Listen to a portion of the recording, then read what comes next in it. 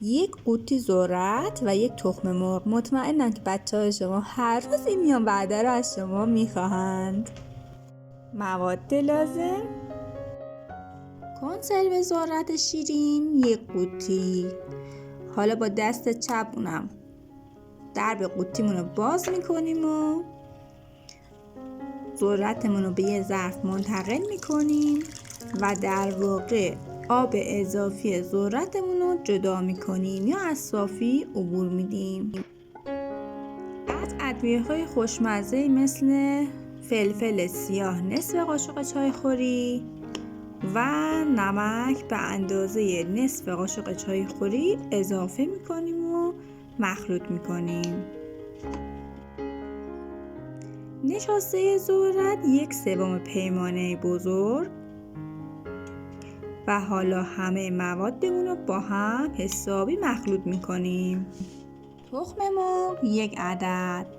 البته اینجا دقت کنید چون تخم مرغ من 2 ذره است هیچ مشکلی نداره، شما فقط 1 تخم مرغ اضافه کنید و این شانس خوب منه که تخم مرغ من 2 ذره است.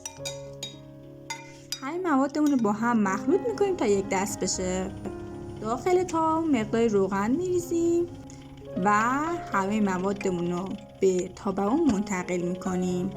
کامل کف تابه رو بپوشونید و در آخر از خوشمزه پنیر پیتزا استفاده میکنیم به اندازه 30 گرم. شما اگر خواستین میتونید بیشتر هم بریزین، فرقی نداره. بعد از اینکه پنیر پیتزامون رو چیدیم درب تابه رو میذاریم و به مدت 10 دقیقه با حرارت کم بپزه. زمانی که 10 دقیقه گذشت حرارت رو خاموش میکنیم و به ظرف مورد نظرمون منتقلش میکنیم.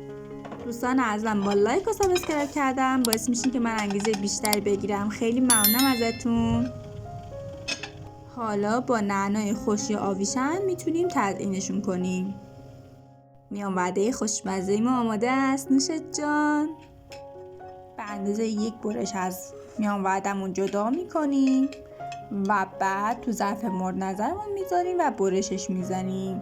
شما فقط ببین چقدر خوشگل و خوشمزه است، واقعا خوردن داره.